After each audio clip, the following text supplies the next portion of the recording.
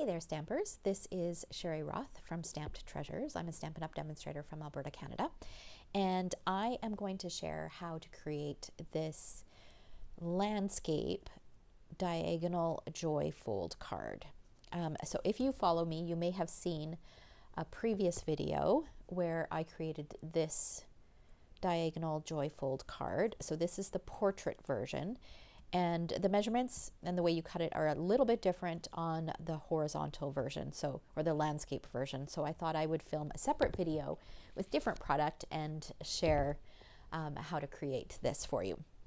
Okay, so the stamp set that we are using is the Mischievous Mice stamp set, which is a host set. So from the January to June 2022 mini catalog. So this is a set that you can only use with your Stampin' Rewards, and the way that you get Stampin' Rewards is with a minimum purchase of $200 here in Canada.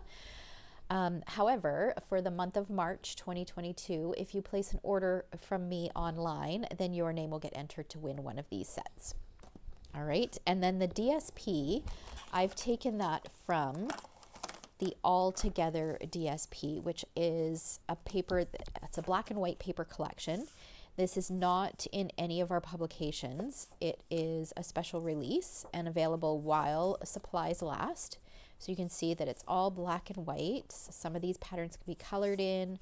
There's lots of different ways that you can use black and white paper. So I'll just quickly go through the patterns here.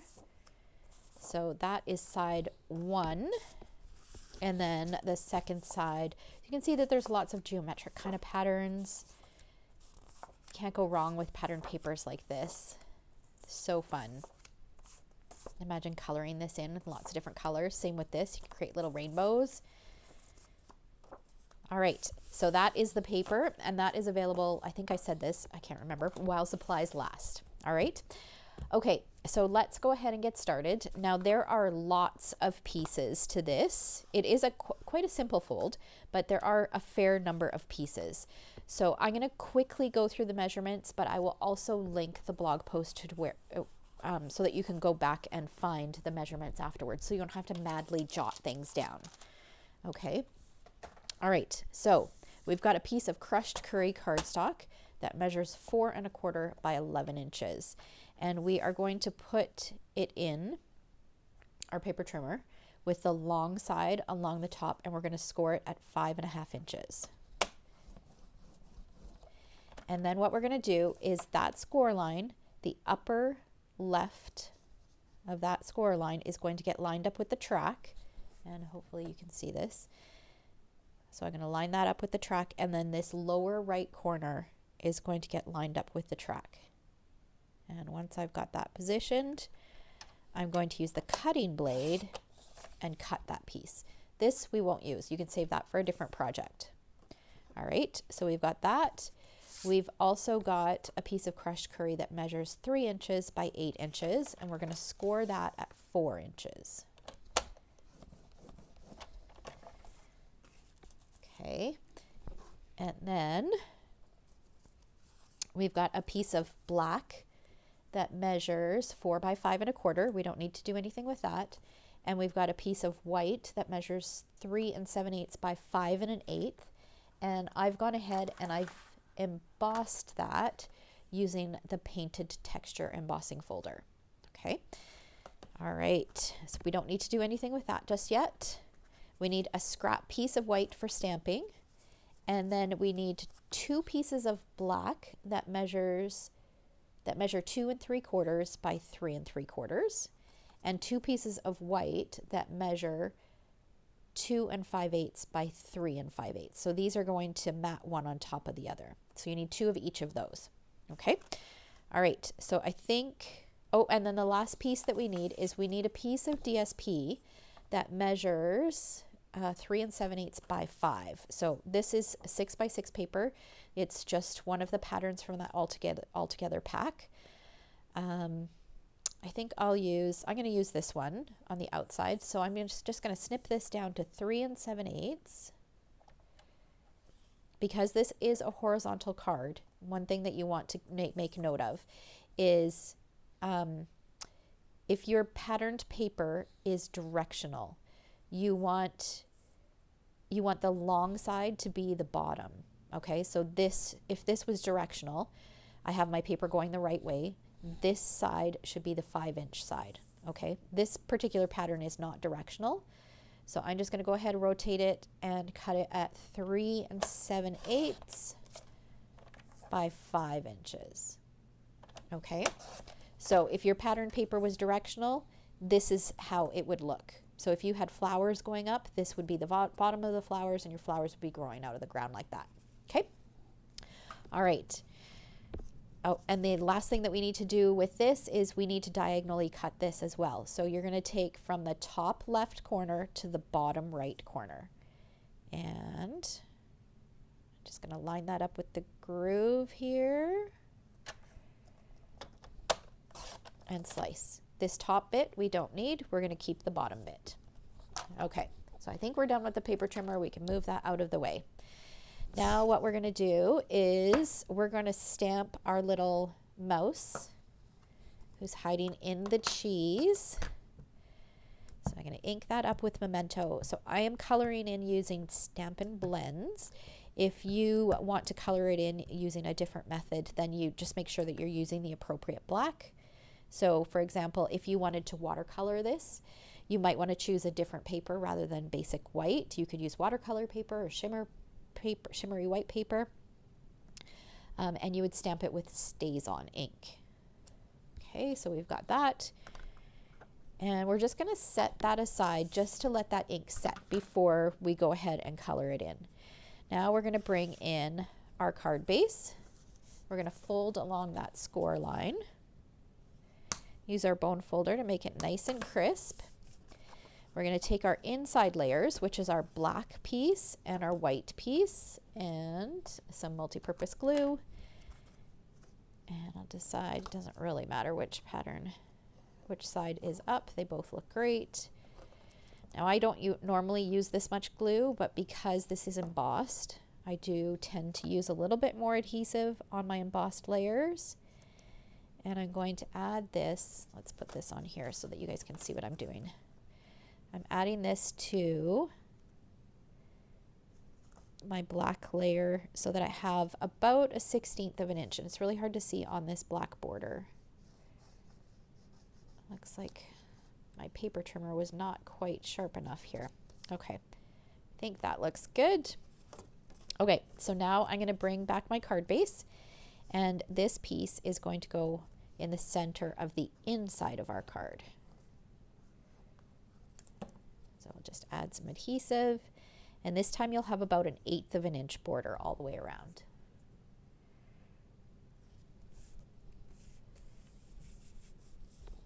Okay, and then that's going to go like that. Now I suggest that you kind of hold this in place just to make sure that your layer is okay. And yeah, that's good. So I'm going to go ahead and adhere this.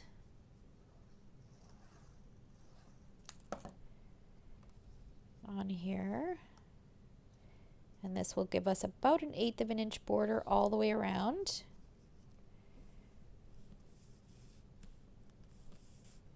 There we go. Okay. And then these two layers, I'm going to adhere them together. So I'm going to go ahead and add just a little bit of adhesive in the 4 corners. Pop that down on here.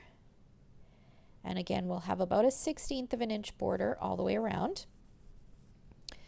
Okay, and then what we're going to do is we're going to take, I'm going to use a Sharpie pen. I love these Sharpie pens. I use them in my planners. I write almost everything with my Sharpie pen. I love them. You can also use a black Stampin' Write marker or any fine tip pen. And we're just going to kind of doodle around the edges. So I'm going to freehand do a line, just do some squiggles, and then a couple dots, and then just keep going. So let me bring this up a little closer so you can see. So I'm just doing like a little doodle around the edges.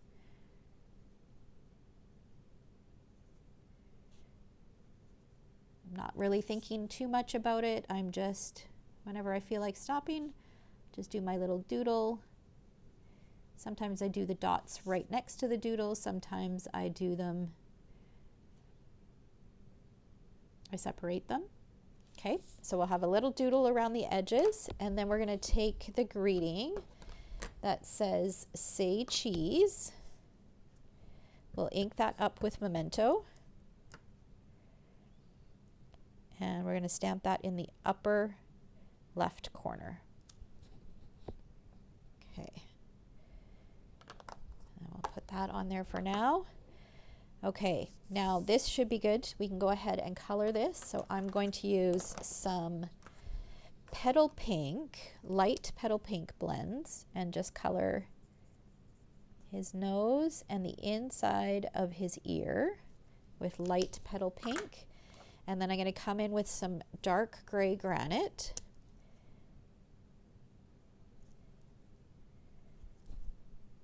And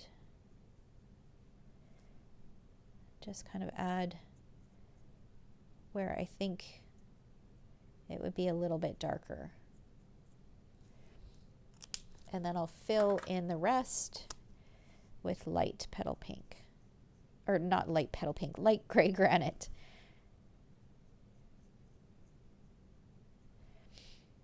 So there is no right or wrong way to color with the blends. Some people prefer to do dark and then light. Some people prefer a light base and then adding the shadows with the dark, or the shading with the dark, and then blending again with the light.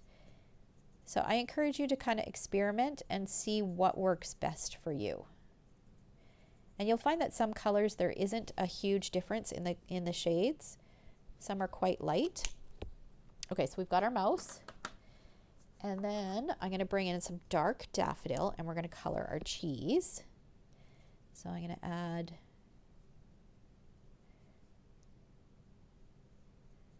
a little bit of dark here where these lines are, and kind of the tops of some of these larger circles.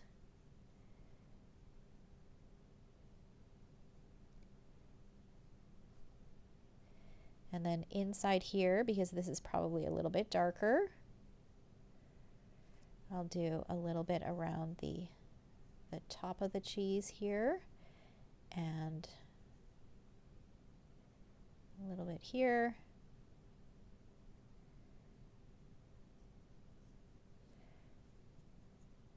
Oh, I think I had a dark spot. I'm just going to grab a tissue here. And, okay, so I had a little, there must have been a blob of Memento on there because it kind of smeared. Okay, so once you've got the dark, actually I'm just going to add a little bit more dark here, just a little bit underneath here. And right where the tail is. Then you can take either light daffodil, or I'm going to take some light So Saffron, just because my light daffodil is almost, it's pretty dry, so it wasn't blending very well. So I'm just going to take my light saffron, and I'm going to go over where I added the dark and just kind of soften the edges and color in the rest of the cheese with this light bit. And hopefully I don't have any more bits that make a mess.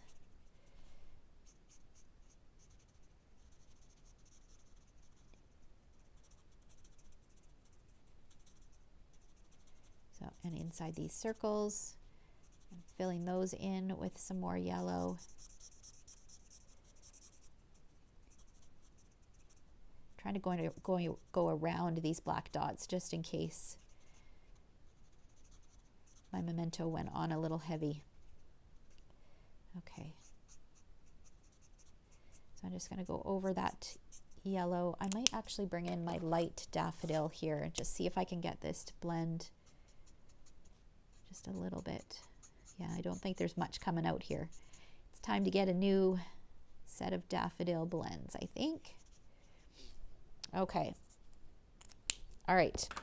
So we've got that all colored in, super cute. And then we're going to go ahead and fussy cut it because we don't have dies to go with that. So I've got one that's fussy cut here. And what I'm going to do is I'm going to bring this in and just position this where I want it. So I want it to go right about there.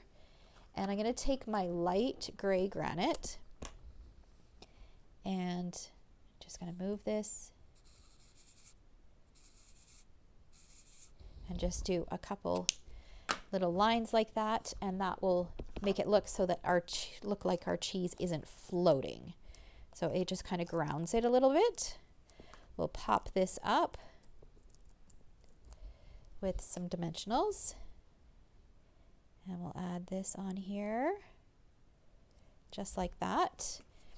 Okay, we can bring back our card base. We're going to take this 3 by 8 inch piece that we had cut of crushed curry, and this is going to go on the inside of our card. So I'm going to just go ahead and add some adhesive. Because this is going over top of the embossed layer, I'll add a little bit more adhesive.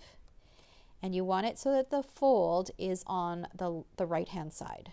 Okay, so we'll open our card, and this basically just gets centered. So you want to center it side to side and top and bottom. Before you adhere it, like really set it down, just make sure that your card closes, because you can see that it's quite close here. So you just want to make sure that you've got enough room for your front flap to lay down over top. I'll just apply a little bit of pressure, make sure that that sets. Now that second piece of white and the second piece of black, I went ahead and I matted those two, and I did the doodling around the edges just like I did on the front of the card. But before we adhere that on the inside, I want to stamp "It's your birthday." So I'm just going to take this and stamp it right in the center.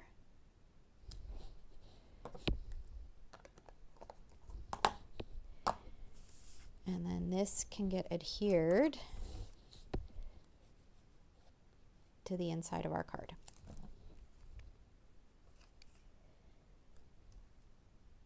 So the measurements on this particular card, they're very similar to the portrait version that I did of this fold. However, the base is slightly different. Okay, and that is going to go in the center of our front. And then the last thing that we need to do is just add some matte black dots. So I'm going to add 3 of those on here. I'll just use my paper piercing tool. I'm going to take one of the biggest ones and kind of center it underneath here. I probably could have stamped my say cheese over a little bit further.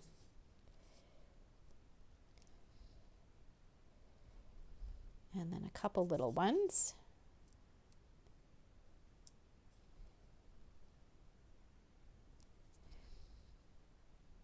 So one of the big ones in the middle, and then 2 of the little ones. And there we go. We've got our landscape diagonal joy fold card. Isn't that cute? I love this little mouse set. So adorable. So there's the 2 different patterns. You could really switch it up and use pretty much any pattern. All right, so thanks so much for watching. If there was anything that you saw me use that you would like, I have a full supply list in the description below. And I would love for you to shop my Canadian online store if you live in Canada and don't already have a demonstrator. All right, thanks so much for watching. Take care.